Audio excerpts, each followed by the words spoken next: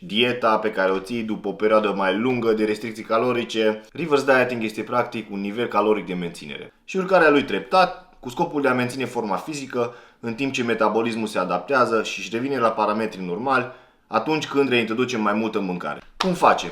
1. Căutăm nivelul caloric de mentenanță. Caloriile la care greutatea corporală rămâne aproximativ la fel. În primele săptămâni, ca și adaptare, metabolismul se va accelera în timp ce introduci mai multă mâncare, deci de anticipat că în continuare vei scădea în greutate. În această situație, urcăm treptat caloriile până ajungem să stabilizăm greutatea corporală. 2. Menține cel puțin 60-70% din activitatea ta fizică de până acum în rutina ta. Asta pentru cel puțin 2-3 săptămâni, urmând apoi treptat să scadi. Și 3, super important, planifică din timp în ce zile ale săptămânii o să mănânci mai relaxat, unde o să-ți pui cheat meal-urile.